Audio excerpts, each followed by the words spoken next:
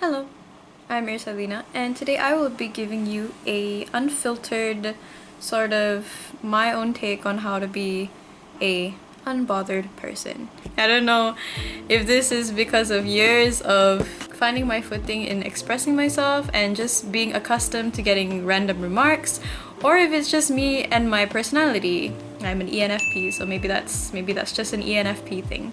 So the first one, realistically, is that no one really cares. I'm sorry, but I mean every word. Let me elaborate on this. No one cares enough about you unless they are either obsessed with you in a bad way or they care for you. Like there's someone in your life that you're close to and they genuinely feel concerned about you. No one has enough time in their day or energy to actually care about other people. It's either that they really like you or they really don't. So do you really need to be paying attention to the people that don't like you? Not really. They don't really deserve your time. Honestly, I think this is my favorite tip of really how to not care about what people think, because I've spent so much of my earlier teenagehood thinking about, oh, is this person gonna like this? Are people gonna feel irritated if I do something? Are they gonna feel like, oh, she's such a weird person? Then I realized I don't need validation from people who aren't gonna like me anyways, so you care about what you're doing. It doesn't really matter what other people think, and the people that do care about you will naturally gravitate towards you. Also, yeah, I'm reading notes off of my phone, so do excuse if it pops up once in a while. Second tip is that if the thing that you're doing makes you happy and it is not harming anyone, do it. A disclaimer that obviously it depends on your cultural background and it depends on your religious beliefs, but it is really important to identify that it is your decision personally and not like societal pressure. It is not something that you want to do just because other people are doing it. Most of the time, doing what makes you happy literally just means buying stuff from Shopee or trying new things. If it makes you happy in the moment and if it brings comfort and joy, especially now in this time, it is really important to find those moments of happiness and those like pockets of self-fulfillment things. If you can find that, do it. Do it! Just do it!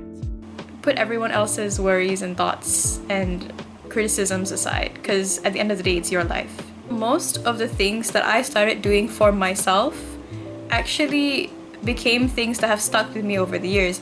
I never knew that I would be this passionate about dancing. If you follow me on my Instagram, self-plug, you know that I am someone that really enjoys dancing. I didn't think it was gonna become something that important to me, but because I just did it, if people found it cringy, if people didn't like it, ultimately, if it makes you happy, just do it. The third tip is to fake it till you make it. So this one is quite common. People say this all the time. What I mean by this particularly is a lot of the things that you want to be good at, you will not be until you gradually get used to it. Like if you want to be a confident person, if you want to be someone that can dress well, if you want to be someone that, you know, can speak to other people well, it's not something that you will instantly achieve like that. This is a self call out because I always want to be good at things immediately. It will take practice and you will have to fake it until you're comfortable with it. Talking to people especially, you can't instantly be a social butterfly off the bat. With practice, you know, sure, it might seem a little bit daunting and a little bit disingenuous at first, but slowly you feel more comfortable with the person that you are when you're faking it until it becomes sort of real. I don't know how to explain that in a better way. Another example I can give is that I actually didn't know anything about fashion. Actually, I still don't think I know anything about fashion. If you asked me to differentiate certain brands, I probably couldn't. But I think I've discovered my own sense of style and my own sense of fashion. In that sense, it did come with practice. Yes, it seemed fake at first, like I was trying too hard, but gradually, you know, I got used to it, people around me got used to it, and you know, it's become quite a norm for me to dress up.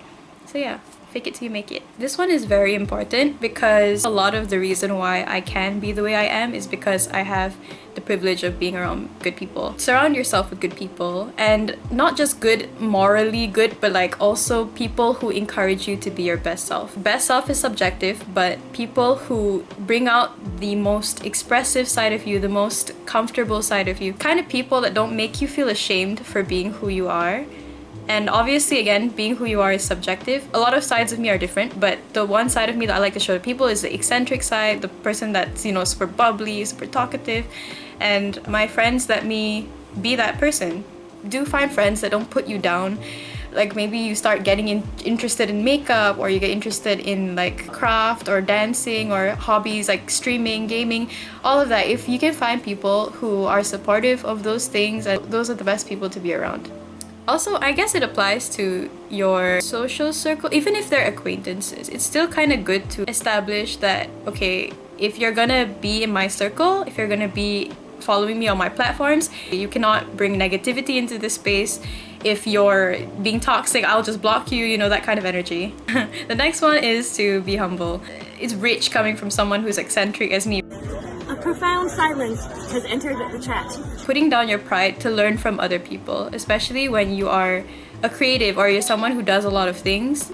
Put down your pride, learn from other people, gain inspiration from other people. That will definitely help with your unbotheredness and self-confidence. Analyze your work, or if you can criticize your work from an objective point of view without feeling butthurt or feeling like it's an attack on your self-esteem, then that's a great way to be realistic with yourself. And the more realistic with yourself you can be, the better you will improve at things you want to be good at. Another thing that I've learned over the course of my teenagehood especially is that if you are cringing at your past self, that just means that you have made progress. Cringing at your content that you've made like what, 5 years ago or 3 years ago, even last month, you know, if you find that, oh, I could have done way better, or I feel like I can do better now, then that's a good thing. That means that you have improved in life. And we are human. We will continue to be like that. We will continue to change.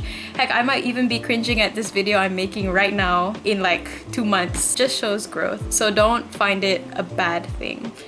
I just realized that my the cotton can be seen. Yeah, I got vaccinated, so there's like the cotton, oh my god, what is it called?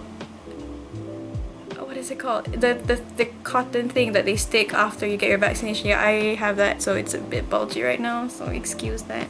Something I learned very recently, okay, maybe I learned it a long time ago, but it occurred to me this year. I started making TikTok videos quite a while back in 2018, I think. Started becoming more regular this year. Because I make more videos regularly, I also face some criticism a bit more regularly than I used to.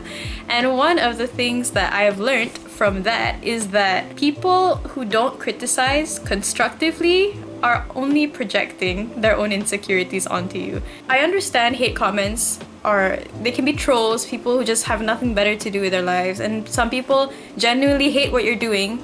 But if they are not hating on a particular thing, like they're not pinpointing exactly what it is that they don't like about it. For example, oh, your movements are not clean in dance videos, or oh, your makeup, your eyeliner is off. If they're not giving you constructive criticism, then they're just projecting.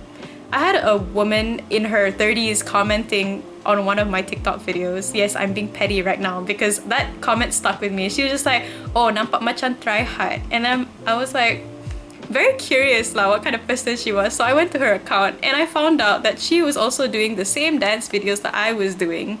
And her whole account was just like her doing pretty much the same things that I was doing. So what about me doing my videos was try hard? I also didn't understand. Was it the energy? Was it the attitude I was bringing? I also don't know. She didn't pinpoint. I think she was just projecting. I don't know. Now, I don't know if I'm tripping. Don't take anything people say to you to heart if they don't follow up with constructive criticism.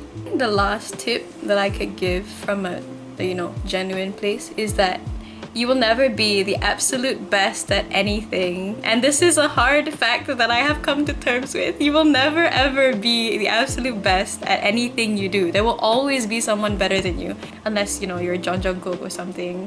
Regardless of what you're doing. The only thing that you can actually be best at is being literally yourself. Because everyone is completely different with different experiences and different personalities. So be best at, being yourself.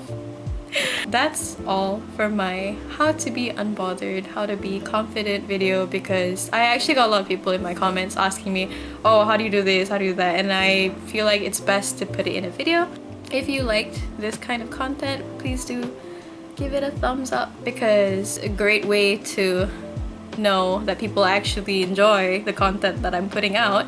I hope that this video helps because I feel like this is stuff that I wish I knew when I was a teenager, in like 13, 14 years old. Hope you enjoyed. Bye bye.